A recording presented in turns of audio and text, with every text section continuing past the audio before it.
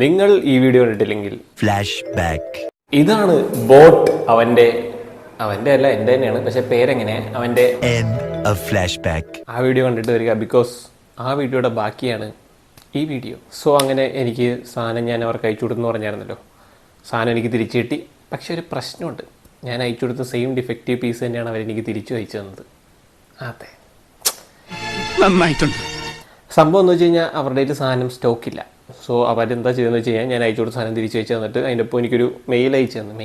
ഒരു മെയിലൊരു സർട്ടിഫിക്കറ്റ് അയച്ചു തന്നിട്ട് അവർ പറഞ്ഞു ഇതാണ് റീപ്ലേസ്മെൻറ്റ് എടുക്കുന്നില്ല എന്നുള്ള സർട്ടിഫിക്കറ്റ്. അപ്പോൾ എന്താ ചെയ്യേണ്ടതെന്ന് വെച്ച് കഴിഞ്ഞാൽ, ഞാൻ ആമസോണിൽ വിളിച്ചിട്ട് സെല്ലറിനെ വിളിച്ചിട്ട് കസ്റ്റമർ കെയറിൽ വിളിച്ചിട്ട് അവരെടുത്ത് ഈ സർട്ടിഫിക്കറ്റ് അയച്ചു കൊടുക്കണം.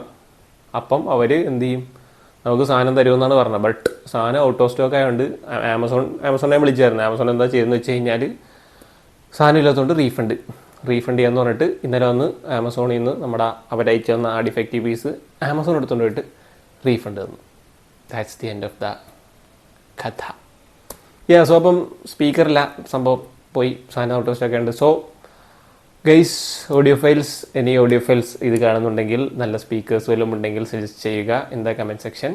അപ്പോൾ അത്രയൊക്കെ ഉള്ളൂ end of the story. This is the boat. അവൻ്റെ വല്ലവൻ്റെ ആയല്ലോ 950 sound bar story presented by കഥ തീർന്നു.